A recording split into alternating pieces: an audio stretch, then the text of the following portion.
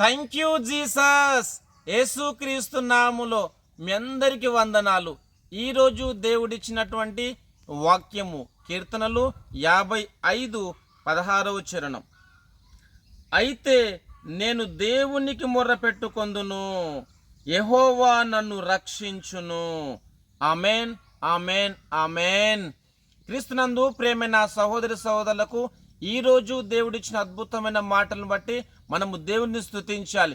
ఇక్కడ దేవుని యొక్క వాక్య భాగంలో చూసినట్లయితే, అయితే నేను దేవునికి మొర్ర పెట్టుకొందును, యెహోవా నన్ను రక్షించును అని దేవుని యొక్క వాక్య భాగం రాయబడినది.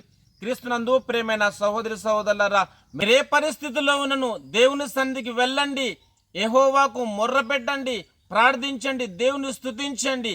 దేవుని స్తుతించినప్పుడు యెహోవా నిన్ను రక్షించును, నిన్ను కాపాడును, నిన్ను విడిపించును అని ప్రభు మనందరితో మాట్లాడుతుండగా ఆయన సన్నిధికి వెళ్తూ ఆయన నామాన్ని మయపరుస్తూ ప్రార్థన చేద్దాం. ప్రార్థన. ప్రేమగల దేవా, మీకు వందనాలు తండ్రి. మీరు ఇచ్చిన అద్భుతమైన మాటలను బట్టి మనం స్తుతిస్తున్నాము తండ్రి.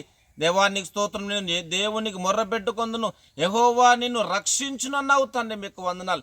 ఎంతో మంది మొర్ర పెడుతూ ప్రార్థిస్తున్నారు తండ్రి ప్రభా.